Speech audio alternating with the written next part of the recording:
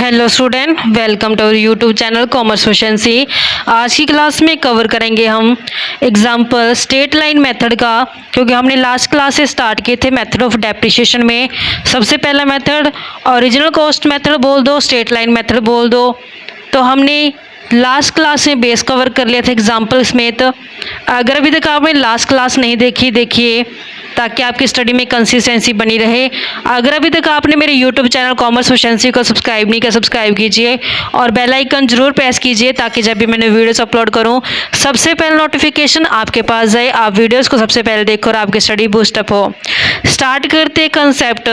ये हमारे पास practical question है जिसमें हमने एक से ज़्यादा मशीनों का हिसाब करना है। लास्ट क्लास में जो हमने एग्जाम्पल लिया था उसमें सिर्फ एक मशीन थी, लेकिन यहाँ पे जब हम एक से ज़्यादा मशीनों को खरीदते हैं और बीच में बेच देते हैं अकाउंटिंग पीरियड के दौरान, तो कैसे उसका ट्रीटमेंट किया जाएगा। जैसे स्टेटमेंट गिवन है कि 1 अप्रैल 2013 को एक कंपनी ने परचेज़ किया प्लांट 60,000 का, फिर 1 अक्टूबर को सेम ईयर में यानी कि 2013 के अंदर ही एक एडिशनल प्लांट खरीद लिया 18,000 का। उसके ऊपर 2,000 खर्च कर दिया इरेक्शन के। 1 अक्टूबर 2015 को जो प्लांट परचेज किया गया था, ये 1 अप्रैल 2013 वाला, ये एब्सोल्यूट हो गया, यानी कि आउटडेटेड टेक्नोलॉजी हो चुकी है, जिस कारण से इसको बेच के 27,000 रुपये कमा लिए। फिर 1 जनवरी 2017 को एक फ्रेश प्लांट है जो खरीदा गया है 64,000 का, और इसी डेट को यानी कि 1 जनवरी को ही जो प्लांट परचेज किया गया था 1 अक्टूबर वाला, जो ये सेकंड प्लांट खरीदा गया था, इसको सेल कर दिया गया 10,000 में। डेप्रिसिएशन 10% पर एनम यानी कि पूरे साल का 10% चार्ज किया जाएगा। ओरिजिनल कॉस्ट मेथड पे 31 मार्च को हर साल अकाउंट क्लोज कर देने हैं। तो हमने प्लांट अकाउंट बनाने 31 मार्च 2017 तक का कवर करते इस कंसेप्ट को। सबसे पहले हम रिकॉर्ड करेंगे कि प्लांट परचेज किया गया 1 अप्रैल को।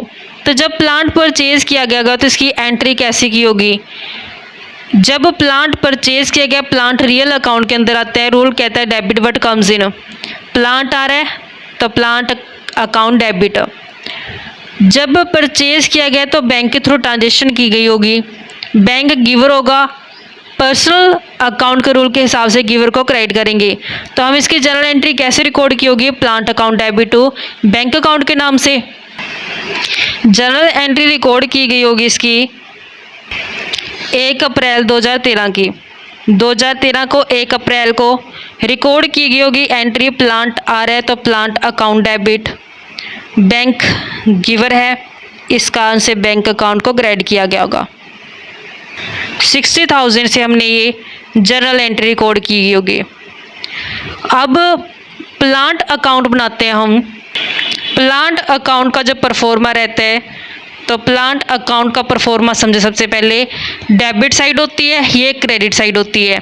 सबसे पहला कॉलम आता है डेट का, फिर आते हैं पार्टिकुलर्स, पार्टिकुलर्स के बाद आती है अमाउंट। इसी तरीके से क्रेडिट साइड में भी सबसे पहले आती है डेट, फिर आते हैं पार्टिकुलर्स, फिर आता है अमाउंट। अब हमने जनरल एंट्री कैसे रिकॉर्ड की है, प्लांट अकाउंट को डेबिट किया गया है, तो हमने प्लांट अकाउंट के डेबिट साइड पे opposite account to bank account के नाम से इसको दिखाएंगे। तो यहाँ पे हमने डेबिट साइड पे टू बैंक अकाउंट के नाम से दिखाएंगे 2013 की 1 अप्रैल को खरीदा गया प्लांट। अमाउंट है 60,000 रुपये। अब चेक करते हैं कि क्या 2013 में कोई और परचेज की गई है। तो स्टेटमेंट में गिवन है कि 1 अक्टूबर सेम ईयर, मतलब कि 2013 के अंदर ही एक एडिशनल प्लांट परचेज किए गए 18,000 का, और 2,000 इसकी इरेक्शन के ऊपर खर्च है। तो यहाँ पे 18,000 का प्लांट है, ये प्लांट सेकंड हो गया, और यहाँ पे 2,000 इसकी इरेक्शन के ऊपर है। डेट क्या है इसकी, 1 अक्टूबर। तो हमने प्लांट अकाउंट के अंदर 1 अक्टूबर को रिकॉर्ड करेंगे टू बैंक अकाउंट के नाम से, क्योंकि plant account debit to bank account के नाम से इसकी जनरल एंट्री कोड की गई होगी। तो 18,000 तो प्लांट की है, ये हमारे पास फर्स्ट प्लांट का है, ये सेकंड प्लांट का है और इस सेकंड प्लांट के ऊपर खर्च किया गया है। तो खर्चे को भी हमने प्लांट अकाउंट के अंदर ही दिखाना है 2000। ये हमारे पास इसका एक्सपेंस है, खर्चा किया गया है। तो ये भी 1 अक्टूबर का ही खर्चा है। इसके अलावा और कोई भी एडिशनल प्लांट परचेज नहीं किया गया। अब अकाउंटिंग ईयर क्लोज करते हैं। 2013 क्लोज किया जाएगा ये 2014 में। 31 मार्च को डेप्रिसिएशन चार्ज करेंगे। तो बाय डेप्रिसिएशन अकाउंट के नाम से फर्स्ट प्लांट के ऊपर डेप्रिसिएशन जो लगेगा वो 1 अप्रैल को खरीदा गया है, तो 31 मार्च तक का पूरे साल का डेप्रिसिएशन लगेगा 60,000। इसकी कॉस्ट है 10% डेप्रिसिएशन। 60,000 का 10% करेंगे 6,000। वहीं जो सेकंड प्लांट है 18,000 उसकी कॉस्ट, 2,000 उसके ऊपर खर्चा, तो टोटल कितना होगा 20,000 का। तो 20,000 के ऊपर जब हम डेप्रिसिएशन लगाएंगे 10% की रेट से, लेकिन यहाँ पे अक्टूबर से मार्च तक इसका इस्तेमाल किया गया है। 1 अक्टूबर को ख़रीदा गया था, तो ये 1 अक्टूबर पूरा अक्टूबर काउंट किया जाएगा। अक्टूबर, नवंबर, दिसंबर, जनवरी, फरवरी और मार्च, तो यहाँ पे ये 6 महीने का डेप्रिसिएशन बन जाएगा 1,000 से। तो टोटल डेप्रिसिएशन 7,000 रुपये जो बन गया। अब अकाउंटिंग ईयर के एंड में 31 मार्च को क्लोजिंग बैलेंस कैलकुलेट करते हैं बाय बैलेंस सीडी के नाम से। फर्स्ट प्लांट का जो बैलेंस आएगा 60,000 कॉस्ट में से 6,000 डेप्रिसिएशन चला गया, तब इसकी कॉस्ट रहेगी 54,000 से। सेकंड प्लांट की जो 18 + 2 20,000 माइनस में 1,000 करेंगे 19,000 है जो क्लोजिंग बैलेंस है। टोटल बैलेंस है 73,000 से। अब ये ईयर हमारे पास कंप्लीट हो चुका है। क्लोज करते हैं इसको। तो ये हमने ईयर क्लोज करके टोटल यहाँ पे दिखा दिया 80,000 से और ये 80,000 से। ऐसे नेक्स्ट जो ये क्लोजिंग बैलेंस है नेक्स्ट टाइम पीरियड के लिए ओपनिंग बैलेंस हो जाएंगे। तो यहाँ पे 2014 की 1 अप्रैल को टू बैलेंस बीडी के नाम से हम दिखाएंगे। फर्स्ट प्लांट का जो बैलेंस आएगा ये 54,000 से, सेकंड प्लांट का जो बैलेंस आएगा वो है 19,000 से। टोटल बैलेंस 73,000 से। अब चेक करते हैं कि क्या इस अकाउंटिंग पीरियड के दौरान कोई असेट्स खरीदी गई है, ये नहीं खरीदी गई। तो 2014 से लेकर के 31 मार्च 2015 तक कोई भी नई असेट्स है जो परचेज नहीं की गई। तो इसको यहीं पे डेप्रिसिएशन लगाते हैं, क्लोजिंग बैलेंस कैलकुलेट करते हैं। तो हमने 2014 कंप्लीट जब ईयर होगा 2015 में 31 मार्च को डेप्रिसिएशन लगाएंगे बाय डेप्रिसिएशन अकाउंट के नाम से। फर्स्ट मशीन की जो ओरिजिनल कॉस्ट है वो हमने 60,000 ही रखनी है बच्चों। हमने रिटर्न डाउन वैल्यू मेथड नहीं, यहाँ पे स्टेट लाइन मेथड है जो इस्तेमाल करते हैं।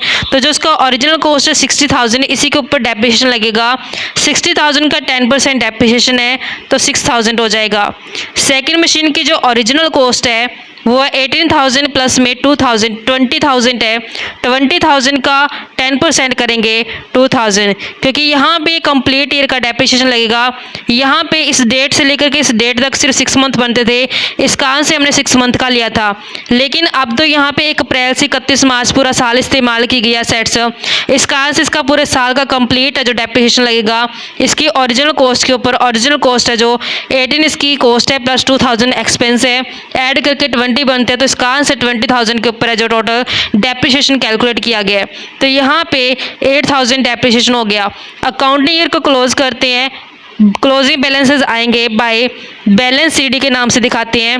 54,000 में से 6,000 चले गए, तो फर्स्ट मशीन की जो हमारे पास वैल्यू आती है 48,000 से। ऐसे सेकंड मशीन की कैलकुलेट करते हैं 19,000 में से 2,000 माइनस करके डेप्रिसिएशन का तो 17,000 बनता है। यहाँ पे टोटल 48,000 प्लस 17,000 करेंगे 65,000 से बैलेंस है ये टोटल। क्लोज करते इस अकाउंटिंग पीरियड को तो हमारे पास टोटल बनता है 73,000 से और ये 73,000 से। ऐसे ही नेक्स्ट अकाउंटिंग ईयर बनेगा 2015 की 1 अप्रैल को। यही क्लोजिंग बैलेंस नेक्स्ट पीरियड के लिए ओपनिंग बैलेंस बन जाएंगे। तो हम यहाँ पे टू बैलेंस बीडी के नाम से इसको दिखाएंगे। फर्स्ट मशीन का जो बैलेंस है 48,000, सेकेंड मशीन का जो बैलेंस है हमारे पास वो है 17,000, टोटल जो इनका आता है वो है 65,000। अब हम चेक करते हैं स्टेटमेंट के अंदर कि क्या कोई नई मशीन या कोई नई असेट्स परचेज की गई है या फिर कोई ओल्ड असेट सेल की गई है। तो स्टेटमेंट में चेक करते हैं। स्टेटमेंट में क्लियर कट स्पेसिफाई किया गया कि 1 अक्टूबर 2015 को प्लांट जो परचेज किया गया था 1 अप्रैल 2013 वाला, यानी कि जो फर्स्ट प्लांट था वो एब्सोल्यूट हो गया, यानी कि आउटडेटेड टेक्नोलॉजी हो चुकी है, टेक्नोलॉजी जा चुकी है, पुरानी टेक्नोलॉजी हो चुकी है। इस कारण से इसको बेच के 27,000 रुपये कमा लिए। यानी कि 1 अक्टूबर को 1 अप्रैल वाला यानी कि जो फर्स्ट प्लांट था वो बेच दिया कितने में, 27,000 में। तो 1 अक्टूबर को बेचा गया है 2015 को 27,000 का। तो इसको रिकॉर्ड करते हैं। तो हमने 2015 की 1 अक्टूबर को जब सेल किया गया तो जनरल एंट्री कैसे रिकॉर्ड की गई होगी, bank account debit to plant account के नाम से। तो इस कारण से प्लांट अकाउंट क्रेडिट है, तो यहाँ पे क्रेडिट साइड पे by opposite account bank account के नाम से दिखाएंगे। जो सेल किया गया प्लांट वो किया गया 27,000 से। अब एक चीज़ ध्यान रखना बच्चों कि ये 1 अप्रैल से 1 अक्टूबर तक का डेप्रिसिएशन तो लगेगा ना इसके ऊपर, क्योंकि 1 अक्टूबर तक तो इस्तेमाल की गई है ये प्लांट। इस कारण से 1 अक्टूबर तक का हम डेप्रिसिएशन कैलकुलेट करते हैं इसमें। तो डेप्रिसिएशन के नाम से इसको 1 अक्टूबर के डेप्रिसिएशन को दिखाते हैं यहाँ पे कि जो इसकी ओरिजिनल कॉस्ट थी वो थी फर्स्ट प्लांट की 60,000 के ऊपर 10% डेप्रिसिएशन है। अप्रैल से लेकर के अक्टूबर तक का बनता है, जो अप्रैल मई जून जुलाई अगस्त सितंबर, तो 6 महीने का बनता है, क्योंकि अक्टूबर तो 1 तारीख है, इस कारण से इसको कंसीडर नहीं करेंगे। तो 6 महीने का जो डेप्रिसिएशन बनेगा इसके ऊपर वो बनेगा 3,000 रुपये। तो 3,000 डेप्रिसिएशन तो लगेगा इसके ऊपर, क्योंकि 1 अक्टूबर तक इस प्लांट का इस्तेमाल किया गया है।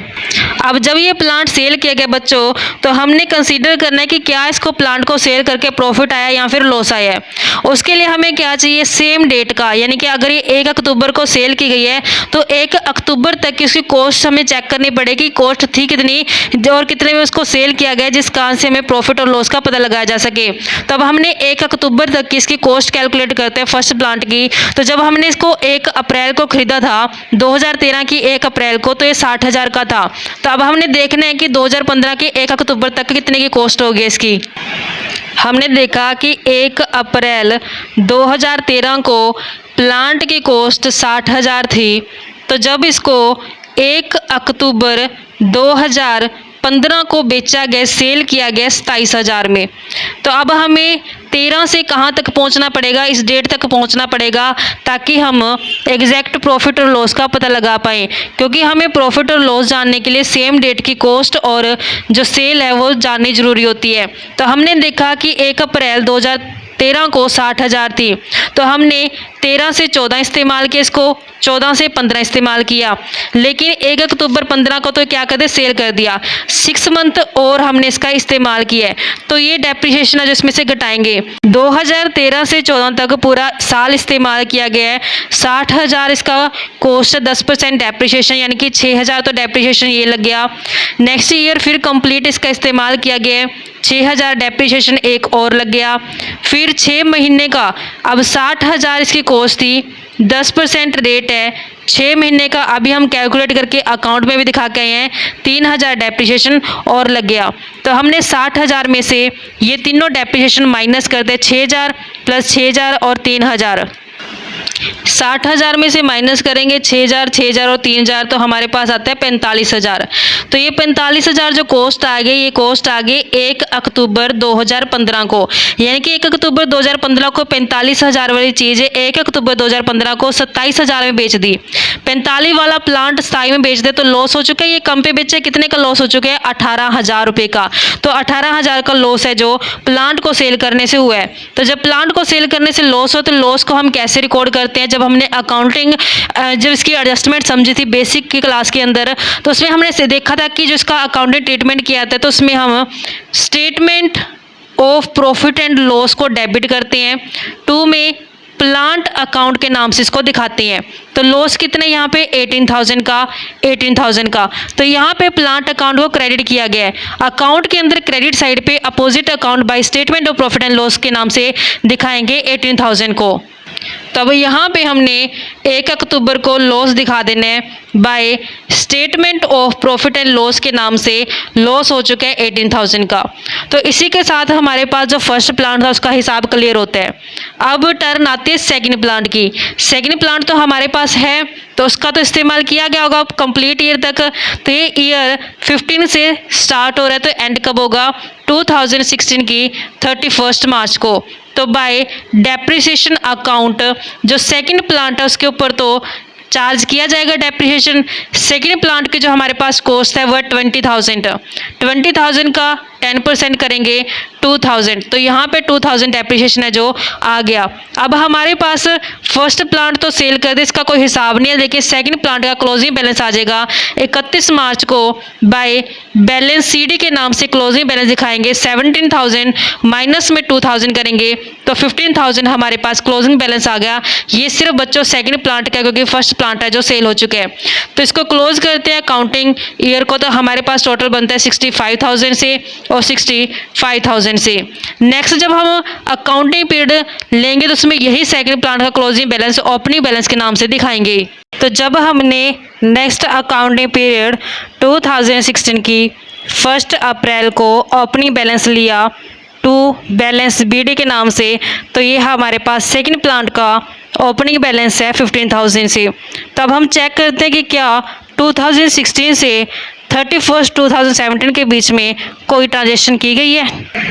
तो स्टेटमेंट में स्पेसिफाई किया गया है कि 1 जनवरी 2017 को एक फ्रेश प्लांट खरीदा गया है 64,000 का, और सेम डेट को यानी कि 1 जनवरी 2017 को ही जो प्लांट परचेज किया गया था 1 अक्टूबर 2013 को, यानी कि जो ये सेकंड वाला प्लांट परचेज किया गया था ये सेल कर दिया गया 10,000 में। सबसे पहले रिकॉर्ड करते हैं प्लांट जो परचेज किया गया है, तो इसकी एंट्री कैसे रिकॉर्ड करेंगे, plant account debit to bank account के नाम से 1 जनवरी 2017 को। तो यहाँ पे हमने 2017 की 1 जनवरी को टू बैंक अकाउंट के नाम से दिखाएंगे जो तीसरा प्लांट खरीदा गया है, इसकी कॉस्ट बनती है 64,000। अब इसी डेट को यानी कि 2017 की 1 जनवरी को प्लांट था जो हमारे पास सेकंड वाला प्लांट, इसको सेल कर दिया। सेल करने से पैसा रिसीव हुआ होगा तो बाय बैंक अकाउंट के नाम से दिखाएंगे, क्योंकि जब सेल किया गया प्लांट तो इसकी जर्नल एंट्री रिकॉर्ड की होगी bank account debit to plant account के नाम से। तो यहाँ पे प्लांट अकाउंट को क्रेडिट किया तो होगा, इस कारण से क्रेडिट साइड पे opposite account by bank account के नाम से दिखा दिया। जो सेल किया गया 10,000 का सेल किया गया है, तो यहाँ पे हमने 10,000 दिखा देने हैं बैंक के नाम से। अब 1 जनवरी तक 1 अप्रैल से 1 जनवरी तक सेकंड प्लांट का इस्तेमाल तो किया गया है, इस कारण से सेकंड प्लांट का जो डेप्रिसिएशन भी चार्ज किया जाएगा 1 जनवरी तक का बाय डेप्रिसिएशन अकाउंट के नाम से। अब जो कॉस्ट थी सेकंड प्लांट की वो थी 20,000 रुपये। 20,000 के ऊपर 10% डेप्रिसिएशन 1 अप्रैल से लेकर के 1 जनवरी तक का। तो हमने अप्रैल, मई, जून, जुलाई, अगस्त, सितंबर, अक्टूबर, नवंबर, दिसंबर, जनवरी तो कंसीडर नहीं करें क्योंकि 1 जनवरी है। तो यहाँ पे 9 महीने का डेप्रिसिएशन चार्ज किया जाएगा। 20,000 का 10%, 9 महीने का 1,500 रुपये जो डेप्रिसिएशन बनता है। अब हमने देखना है कि प्लांट को सेल करके क्या प्रॉफिट हुआ है या फिर लॉस हुआ है। तो उसके लिए हमें 1 जनवरी की ही क्या चाहिए, कॉस्ट चाहिए। तो हमारे पास जो ये परचेज किया गया था तो ये 1 अक्टूबर को परचेज किया गया था। 1 अक्टूबर से लेकर के हमने जब ये सेल किया गया है 1 जनवरी 2017 तक का हिसाब करते हैं कि कॉस्ट है कितनी 1 जनवरी 2017 को। जो सेकंड प्लांट परचेज किया गया था बच्चों उसकी डेट है 2013 की 1 अक्टूबर। इस डेट को परचेज किया गया था 18,000 कॉस्ट प्लस 2,000 खर्चा करके, तो टोटल 20,000 रुपये में ख़रीदा गया। जब इसको बेचा गया है 2017 की 1 जनवरी को, इसको सेल करके 10,000 रुपये कमाए गए। तो हमने इस डेट तक का कॉस्ट प्राइस कैलकुलेट करना है। तब हमने इस प्लांट का इस्तेमाल किया गया इस डेट तक। तो डेप्रिसिएशन माइनस करते हैं, जब इसको 2013 में ख़रीदा तो 13 से लेकर के 14 तक का डेप्रिसिएशन लगा होगा, 14 से 15 तक का, 15 से 16 तक का, 16 से लेकिन जो 17 है इसकी 1 जनवरी तक का लगा है, तो 2017 की 1 जनवरी 2017 तक का डेप्रिसिएशन ये भी लगेगा। तो यहाँ पे अक्टूबर से लेकर, क्योंकि 1 अक्टूबर को खरीदा गया था, ये 1 अक्टूबर 2013 से लेकर के 31 मार्च 2014 तक जो टोटल मंथ बनते थे, यहाँ पे हमने 6 महीने कंसीडर किए थे कि 6 महीने बनते हैं, तो 6 महीने का डेप्रिसिएशन इसके ऊपर बना था 1000। फिर नेक्स्ट तो कंप्लीट ईयर इस्तेमाल किया गया था, तो पूरे साल का डेप्रिसिएशन 20,000 के ऊपर 10% 2000 लगा होगा। फिर नेक्स्ट फिर पूरा साल इस्तेमाल किया गया, 20,000 का 10% फिर 2000 लगा होगा। लेकिन यहाँ पे ये पूरा साल इस्तेमाल नहीं किया गया, यहाँ पे सिर्फ ये 9 महीने इस्तेमाल किया गया। तो अभी हमने अकाउंट के अंदर दिखाया कि 9 महीने का कितना डेप्रिसिएशन बना था, इसका 1500। तो अब हमने जो कॉस्ट आएगी वो आएगी 1 जनवरी 2017 की। हमें पता चल जाएगा कि 1 जनवरी 2017 को इस प्लांट की कॉस्ट है कितनी, तो 20,000 कॉस्ट में से माइनस करते हैं सारी डेप्रिसिएशन, माइनस करके आती है 13,500, यानी कि 1 जनवरी 2017 को इसकी कॉस्ट 13,500 थी, सेल कर दे 10,000 में, 13,500 वाला प्लांट 10,000 में सेल कर दिया, तो यहाँ से हमें पता चल गया कि 3500 रुपये का लॉस है, 3500 रुपये से लॉस है जो सफ़र किया गया है। तो लॉस की कैसे हम जर्नल एंट्री रिकॉर्ड करते हैं, statement of profit and loss को डेबिट करते हैं, statement of profit and loss debit 2 में प्लांट अकाउंट के नाम से। तो यहाँ पे लॉस है 3500 को हमने दिखाना है। तो जब हम प्लांट अकाउंट के अंदर इसको रिकॉर्ड करेंगे तो हमें प्लांट अकाउंट की क्रेडिट साइड पे by statement of profit and loss के नाम से 3500 रुपये रिकॉर्ड करेंगे। यहाँ पे हमने 1 जनवरी का लॉस दिखा देना है by statement of profit and loss के नाम से 3500। इसी के साथ हमारे पास सेकंड प्लांट का हिसाब हो गया कंप्लीट। अब बारी आती है थर्ड प्लांट का हिसाब करने की। तो ये अकाउंटिंग ईयर 2016 से स्टार्ट हुआ है, 2017 की 31 मार्च को क्लोज होगा।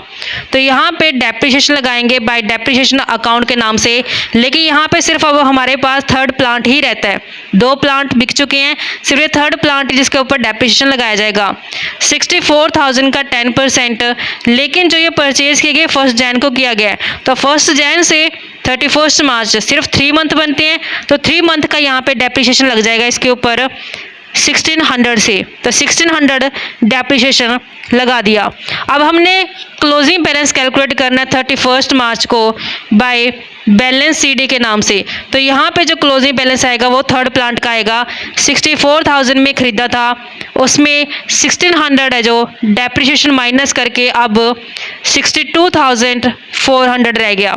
इसको क्लोज करते हैं तो हमारे पास जो टोटल बनता है 79,000 से और 79,000 से टोटल बनता है।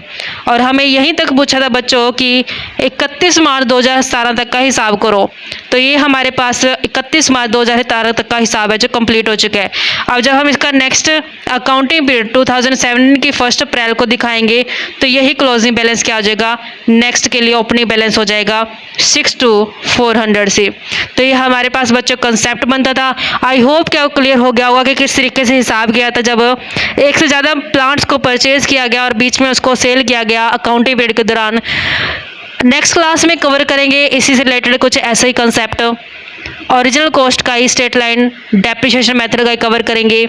ऐसी रेगुलर क्लासेस के लिए आप मेरे यूट्यूब चैनल कॉमर्स एफिशिएंसी को सब्सक्राइब, लाइक और शेयर करें, बेल आइकन जरूर प्रेस करें ताकि जब भी मैं न्यू वीडियोस अपलोड करूं सबसे पहले नोटिफिकेशन आपके पास आए, आप वीडियोस को सबसे पहले देखकर आपकी स्टडी बूस्ट अप हो।